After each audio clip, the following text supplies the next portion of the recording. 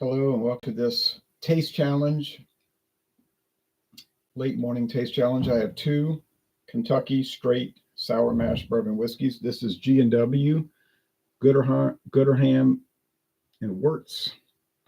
Used to be a real distilling company, but they got bought out. Now it's just a brand name, trademark owned by Laird Company of New Jersey, where it is bottled, but it is distilled and aged in Kentucky. Sour mash straight bourbon, on the market since 1933, aged 3 long years, 1 year longer, actually 1 year longer than required, because a straight bourbon has to be aged at least 2 years. It's aged 3 years. So I paid $8 for this liter bottle, believe it or not. Is it remarkable? It was remarkably cheap. The flavor is very good.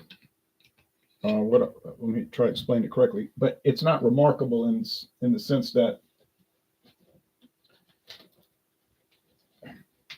it's not like oh wow, it's a bourbon I never tasted before. It's just like regular bourbon is what I mean, which means it's good. All right, copper appearance. Now here is Evan Williams 2023 edition, American Heroes edition 2023. Thank you, Sean, for alerting me to this because I paid $9 plus tax for this.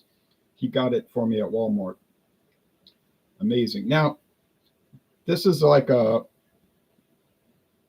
special one where they only pull it from two different warehouses, but it probably doesn't taste much different than the regular because it's the same proof, 90 proof, and it's the same non-age stated, but it's aged about 6 years. That's why I put on the notes plus or minus 6 years. They say on the website it's aged about 6 years. Okay, but that could vary a little bit. 2023 annual release. They did it again in 2024. Walmart still has a bunch of bottles. Sometimes they do the American Heroes edition with other whiskeys. It's not always Evan Williams 1783. So that will change. And they feature different veterans on there, current and retired veterans. It's from the Rickhouse, Bernheim Rickhouse warehouses 1E and 1J. And they've got 2 Navy,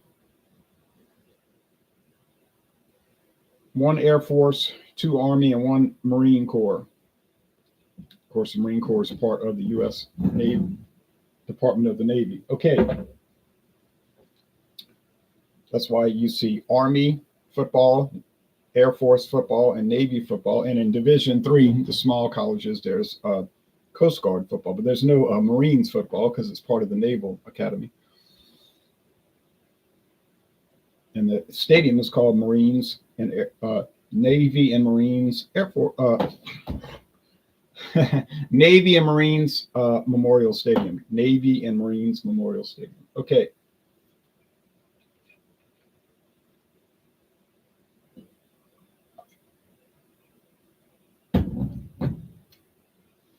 Then you have the Merchant Marine, which is sort of quasi-military. They're just merchants, but they're officers. If you're an officer in the Merchant Marine, you're a registered Naval Reserve officer, and they can be called in to combat during wartime. So, like I said, they're like paramilitary. They had the same thing in the United Kingdom, Great Britain. People that are Merchant Marine mariners have served in wars in England and the United States. Okay, but I don't want to get into that too much. But there is that also. All right. And the Space Force. I'm not ridiculing that, but that's a small branch. They're both copper. So far, I've gotten it right 4 times, got it wrong once, and I tied once. So 4, 1, and 1. 4 wins, 1 loss, 1 tie. Is it because I'm bad at tasting? No, it's probably because the G&W is not that different from other bourbons. And who makes it? Somebody in Kentucky, and it might be Heaven Hill for all we know. Could be Buffalo Trace, not some little small craft distillery. I would assure you of that. Here's the Laird website, G&W private stock. That's all they do is show a photo. I paid $8 for that liter bottle, and I paid $9 for the Evan Williams. Amazing. Amazing. Now, here's the 86 proof 5-year age. Obviously not going to see that for $8. regardless of the bottle size. 75% corn, 13% rye, 12% malted. Could that be the same mash bill for the 80 proof? Probably is. It's just that it's higher proof and it's aged 2 years longer. Yeah. I think, whoops. Here's the Evan Williams 1783 small batch. And they told me on the tour in not Blanton, Barton, they said, you know what makes it a small batch? And no one knew. The lady said it's just less than the big batch. She said that's all it means, just less than the big batch. So it may not even really be small, just smaller than the normal. Extra age, like I said, 6 years, give or take. Use the same sour mash process and traditional recipe made popular by our namesake.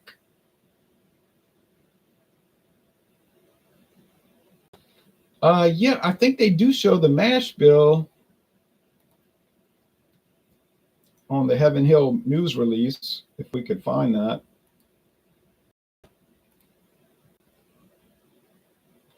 Better start reviewing this, though.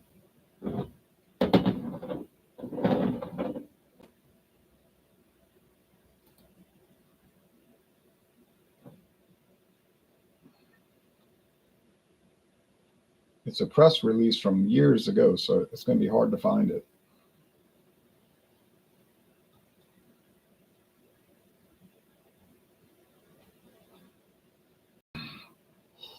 The aroma here is very standard. It's like regular, like you say, what does every regular bourbon smell like? Smell like this, basically. Same old thing, you know, nothing bad, just corn, vanilla, barrel. Story. Not a bad story, though.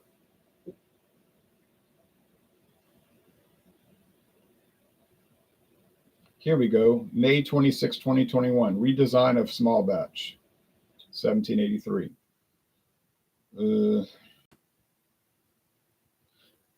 78% corn, 12% malted barley, and 10% rye. Okay. I'm going to put that in the note. I'm going to put that in the notes right now.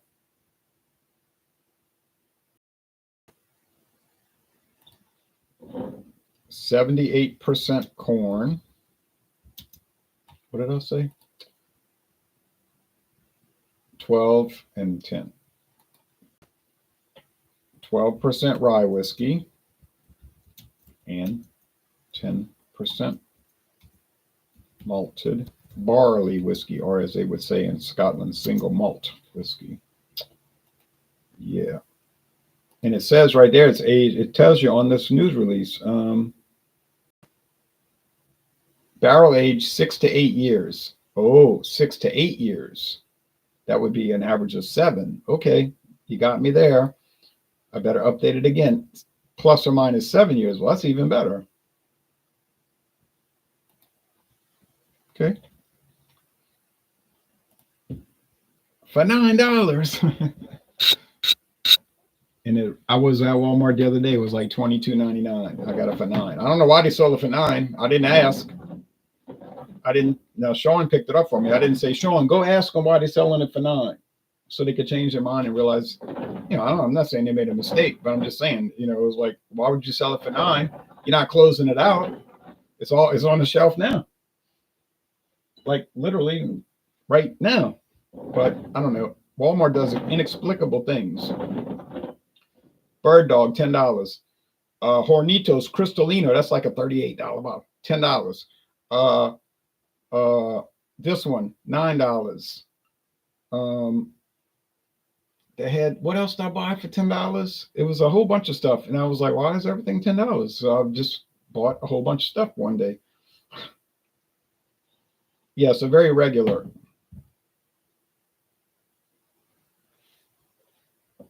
And very regular. So aroma, yeah, they're about the same.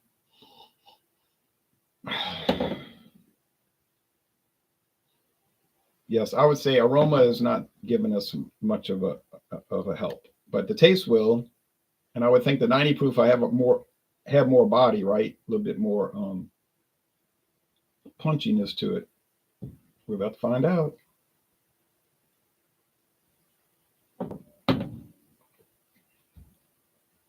Seems to be pretty strong, 90 proof. Doesn't seem like an 80 proof. Now, is G&W what we would call an off brand? Well, yeah, it's off grid, obviously. Evan Williams is one of your mainline brands, so it's clearly not that. Every liquor store in America sells Evan Williams, at least one of the types, usually more than that. G&W, you might find it here, you might find it there, you may not find it anywhere. Are there many bourbon whiskeys like that, brands that you've never heard of, or maybe you heard of it? It might be here today, gone tomorrow, might get discontinued, like outlier brands. Oh yeah, there's a lot, probably hundreds. What about Scotch whiskey? Yeah, same thing. Canadian, yeah, same thing. It's like all these peculiar products.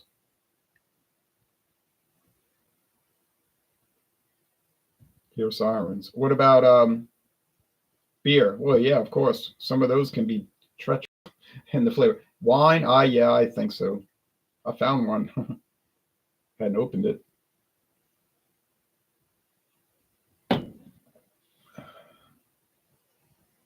This is clearly lower proof. It's got the vanilla, got the oak, charred oak. It's mild, mellow, easygoing, very plain in a good way. I don't mean it in a bad way.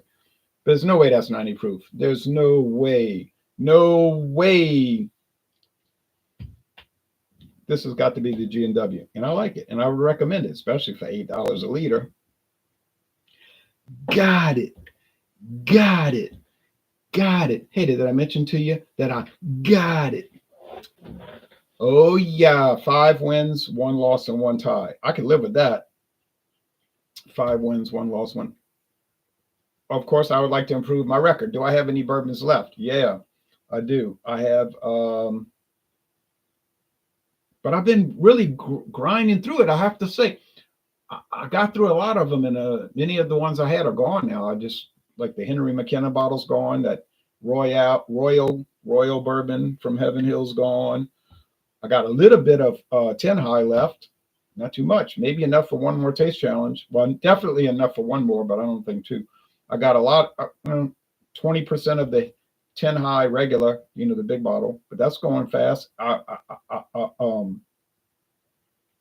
Still got a pretty good amount of the Stedman Select, the original, the 2018 edition, right? 2018, the old 86 proof black label, no longer made.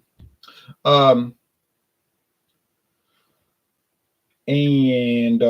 that's about it. I plowed through it. So I feel good about it.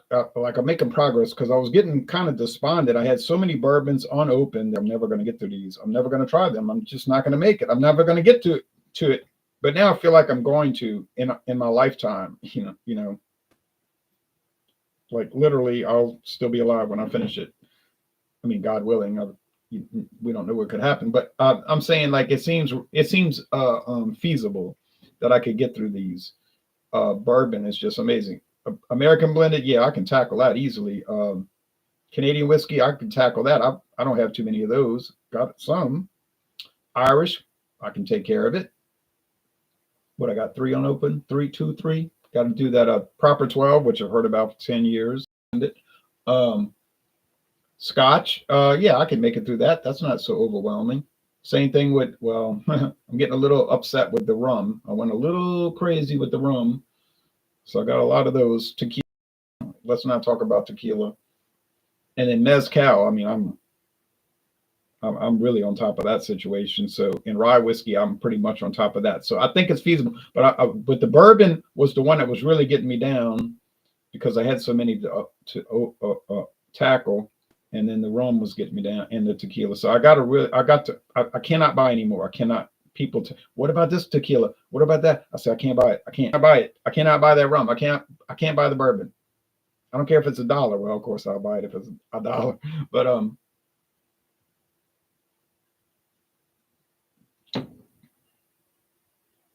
Wings and Pizza says, been digging the wood for reserve. Oh, I love that, wood for reserve. My bottle's all gone. Thank you, Sonia. Oh, this Evan Williams is great. Look, don't believe the lies that people will tell you. If anybody tells you Evan Williams 1783 is no good, they're crazy. I mean, I really think the person's crazy, because either that or they're pranking you, because this is the special edition, which I'm thinking is, because I tasted the regular Black Label 73 at my friend David's house, the black and gold, tasted the same. It's great. Oh yeah, $23, no doubt, no doubt. But for $9, it's the most amazing purchase in the world. But look how fast it's going away. Mm-mm-mm. Do I like their bottle and bond, the white label with green trim? Yeah, I love it. A little bit too strong for me though. 100 proof. It's a bit too strong for me. Now I'll admit I'm weak. And people say you're weak. You're weak. You can't handle it. Yeah, I am weak and I can't handle it, and so that's why I drink mostly 80 proof. I mean, I don't really even drink bourbon. I just do taste challenges, but that's why I gravitate toward those. You know, that's not going to impress me that you're telling me, yeah, I always drink barrel strength. Yeah, well, good. I don't have any problem with that, especially since you're the one drinking it. I don't want to drink it. Now I got a barrel proof bourbon. I haven't opened it yet, and it'll be a long time before I do. Not because of animosity towards it, but because of the scheduling of how I have to go through these. Wings and Pizza says cut it short. The Woodford Reserve double oaked. Oh, the double oaked.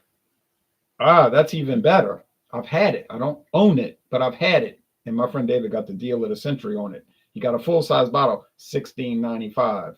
You say you're lying. No, it's $15.98. $15.98. And you say you're lying. That's a $45 bottle. I know it is, but he got it $15.98. I'm telling you the truth. I watched him buy it. And he told me, why don't you buy it? Why don't you buy it? And I was like, yeah, but I got too many right now.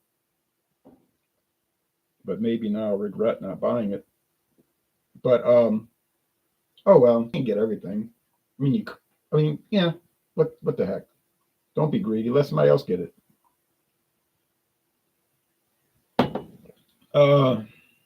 So what's the next bourbon coming up after I finish G&W? I think it's the Greenbrier. Greenbrier. It's Tennessee whiskey, but it's still bourbon, you know. That's like a old worn out. Aren't you tired of hearing that argument? But you got fanatics, you know, out there. They're fanatics. They say it's not bourbon, it's Tennessee whiskey. It's like, you ever read the regulations? Don't tell me about that propaganda. I was like, no, I didn't ask you about propaganda. I asked you, did you read the regulations? Well, the answer is no. Of course, they never did read the regulation.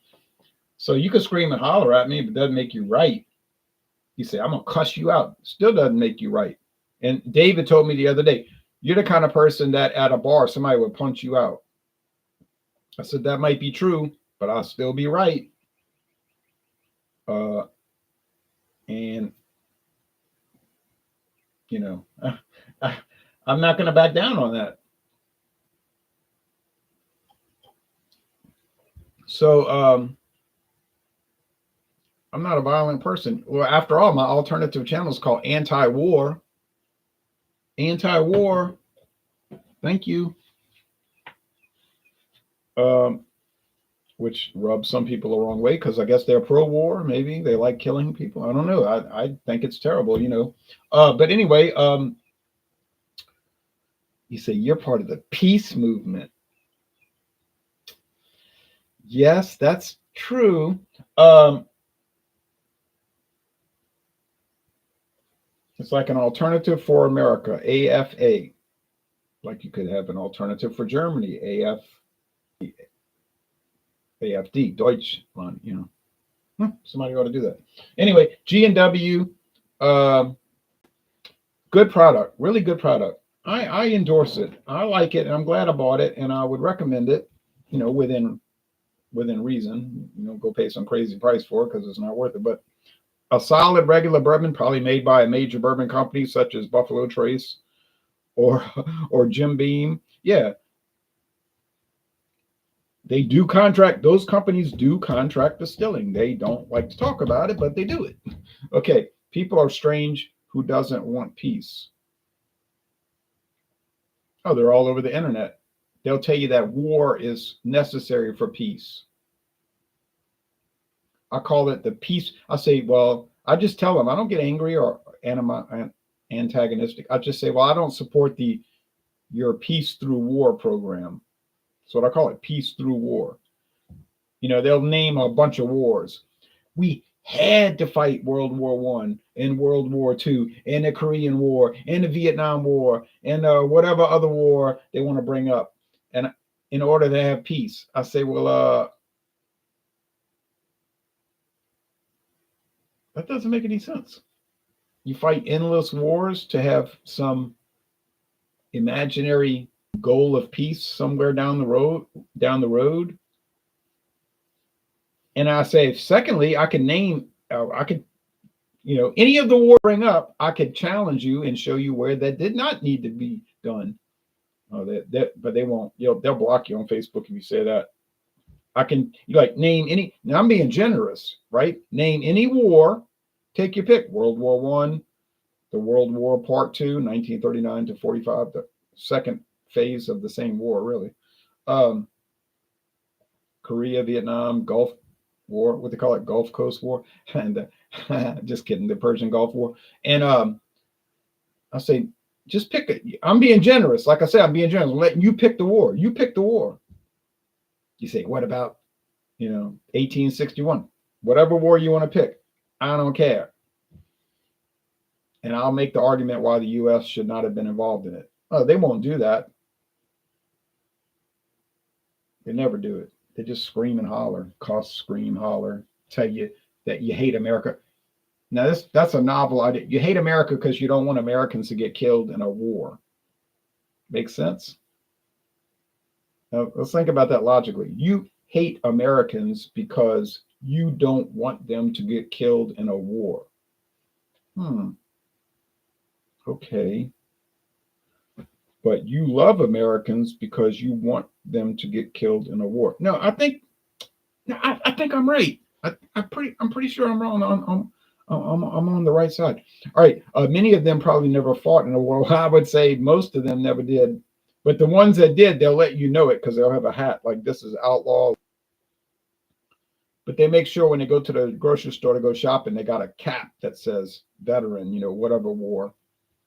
And I'm thinking, now I have friends that were in the war and they don't do that. I have friends that do not do that, but they kind of do it a little bit. But I'm thinking you want people to respond to that. It's like you advertising. I was in Vietnam. You shopping and you want people to say, "Oh, thank you for your service." But I saw that man just a month ago. He was wearing that hat with it's like a flashing light, and I'm like, no, I'm not saying that. Now, my grandfather was in World War, right? He was at Normandy in June 1944. He was at in December 1944 at Saint-Mary-Église, and at some other area. What was he in the 101st Airborne? All right, so but he never would talk about it. No, he wouldn't wear a cap. I would ask him about he said, I don't want to talk about it. He wouldn't talk about it. He did tell me one time I saw Americans do a lot of bad stuff. He's talking about American soldiers. He said, I saw them guys like they were crazy, We talk about the Germans, all the stuff they did past tense. But he said that to me one time and I was like, what? He said, I saw Americans do Like he didn't want to say it, but But anyway, so he would never wear a cap. He wouldn't even admit to it. Like he would never bring up the subject that he was there. He just told me he woke up on the beach at Normandy and there was a cow looking at him in the face. He was like at 6 a.m. He was shocked. He said, I was glad it wasn't a German, but he didn't want to talk about it, And he felt bad about the nurses getting killed. Well, 26 years old. When they had the rocket attack. But anyway, yeah, let's get off of that.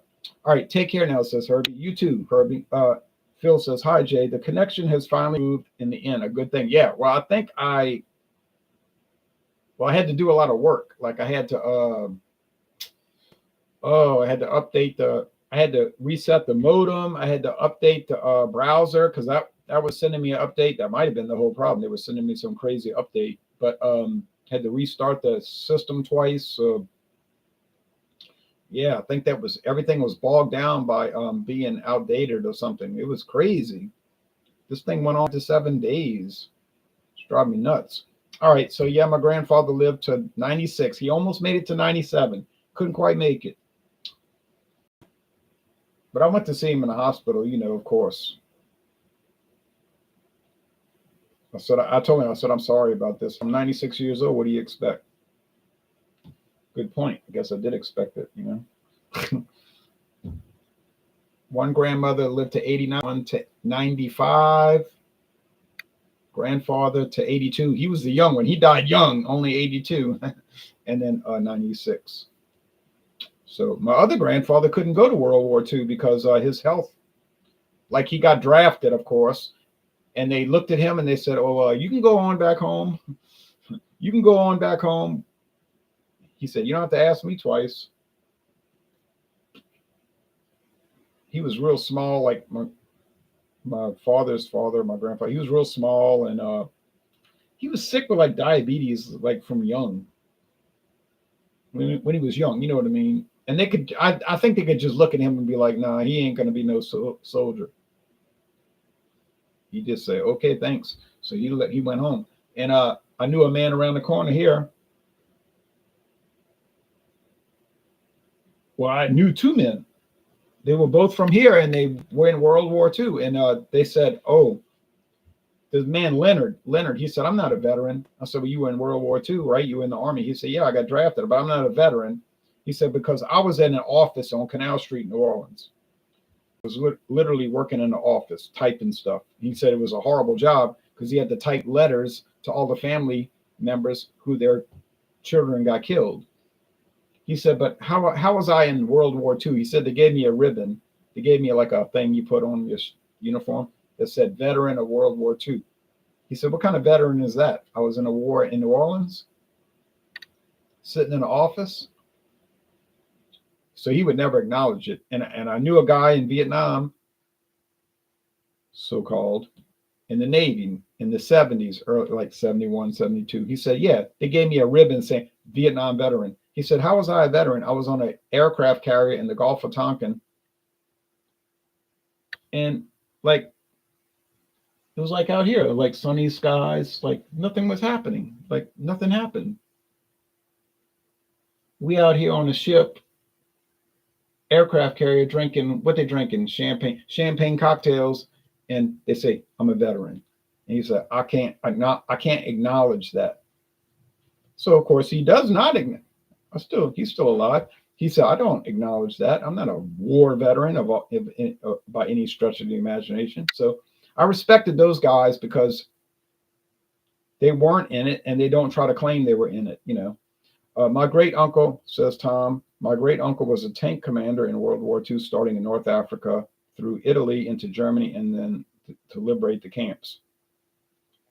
My grandfather was in the camps because he was a medical corps. He was in the Army medical. He's actually a doctor. He went to Tulane University Medical Center School. And he was a doctor at Baptist Hospital, East Jefferson Hospital, and a surgeon. Urologist, mostly kidneys, bladder, stuff like that. Bad situations for people. But he said that they went into the camps after the war. I don't know what camps I can't remember. He told me different ones. 1945. He said you alive. You had to like shake them. Like he said it was terrible. He didn't like to talk about it. He said it was terrible. You had to shake the person and see if they were alive, and if they would be like, they would make a noise like. He said, okay, you knew they were alive. He said it was like horrible,